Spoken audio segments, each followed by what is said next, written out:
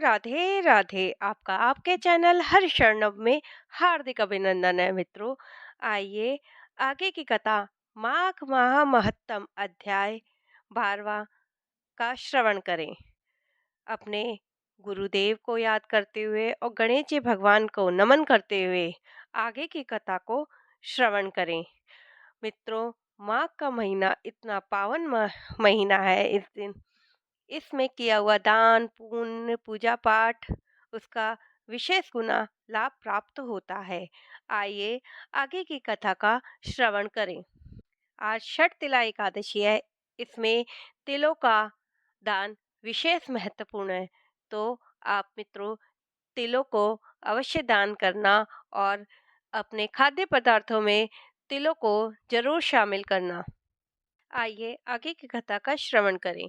कंचन मालिनी अप्सरा के पूर्व जन्म का वृतांत सुनकर वह राक्षस कहने लगा कि हे भद्रे, सज्जनों से गुप्त बात कहने में कोई भी हानि नहीं होती। मुझको अब कोई संशय नहीं रहा कि मेरा उद्धार तुमसे ही होगा। सो अब मैं तुम्हें अपने पहले जन्मों का वृतांत कहता हूँ। सुनो, मैं काशी में वेदों का ज्ञाता था और बड़े उच्च कुल के ब्राह्मण के घर में जन्म लिया था। मैंने राजा, पापी, शूद्र तथा वैश्यों से अनेक प्रकार के दान लिए। मैंने दान लेने में चंडाल को भी नहीं छोड़ा। उस जन्म में मैंने कोई भी धर्म का कार्य नहीं किया। वहीं पर मृत्यु को प्राप्त हो गया। तीर्थ स्थान पर मरने के कारण नरक में नहीं गया।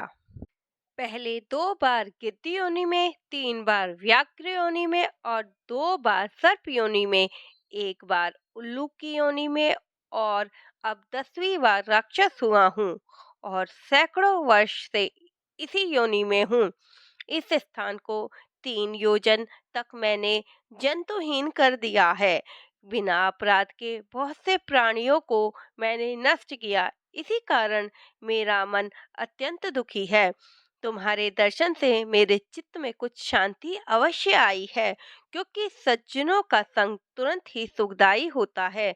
मैंने अपने दुख के कारण सब कारण आपसे कहे और सज्जन लोग सदैव दूसरों के दुखों से दुखी होते हैं। अब कृपा यह बताओ कि मैं इस दुख रूपी समुद्र से कैसे पार सकता हूँ।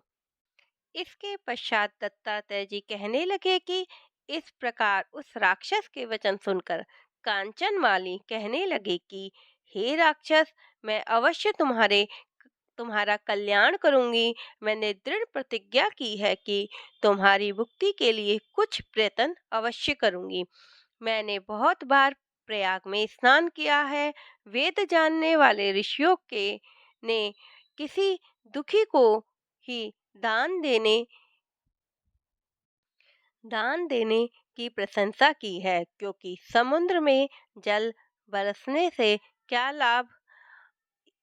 इसलिए अब मैं संकल्प से एक बार प्रयाग में स्नान करने का फल तुम्हें देती हूँ।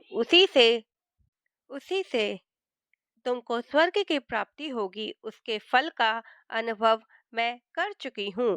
यह कहा यह कहा कर यह कहकर उस अप्सरा ने अपने गीले वस्त्र का जल निचोड़कर जल को हाथ में लेकर माघ स्नान के फल को उस राक्षस को अर्पण किया।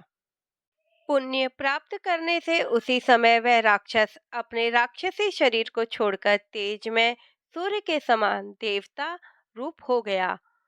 तभी आकाश से विमान आया और वह वहां राक्षस उस विमान में पर चढ़कर अपनी कांति से चारों दिशाओं को प्रकाशित करता हुआ शोभायमान हुआ और कहने लगा कि ईश्वर ही जानता है तुमने कितना बड़ा उपकार मुझ पर किया है।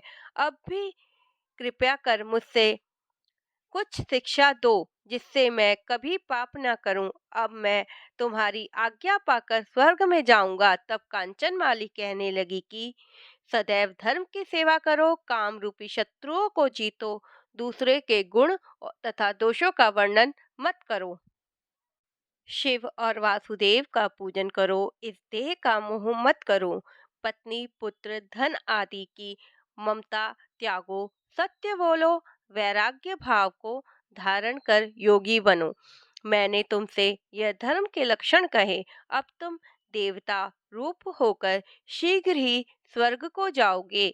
दत्तात्रेय जी कहने लगे कि इस प्रकार गंधर्वों से शोभित वह राक्षस कांचनमाली को नमस्कार करके स्वर्ग को गया और देव कन्याओं ने वहां आकर कांचनमाली पर पुष्पों की वर्षा की और प्रेम पूर्वक कहा कि हे भद्रे, तुमने इस राक्षस का उद्धार किया। इस दुष्ट के डर से कोई भी इस वन में प्रवेश नहीं करता था। अब हम निडर होकर विचरेंगी। इस प्रकार कांचनमाली उस राक्षस का उद्धार करके प्रेम पूर्वक देव कन्याओं से कीड़ा करते हुए शिवलोक को गई। दत्तात्रेय जी द्वारा वर्णित माघ मास महत्तम का ये सुंदर और पावन वृतांत जो उन्होंने राजा सहस्त्र अर्जुन को सुनाया था, इसका जो कोई श्रवण करता है उससे सहस्त्र यज्ञ का फल प्राप्त होता है। माघ माह महत्तम अध्याय 12वां समाप्तम। मित्रों, इस अध्याय में कांचनमाली अप्सरा ने कैसे उस राक्षस को मुक्ति प्रदान की और सशरीर वो स्वर्ग में वास किया। आपको यदि यह कथा पसंद आई है तो आप इसे लाइक करें, शेयर करें, सब्सक्राइब करें और आगे अपने फ्रेंड्स एंड रिलेटिव्स में इसे शेयर करें, जिससे वो भी इसका आनंद प्राप्त कर सकें। जय श्री कृष्णा मित्रों, राधे राधे।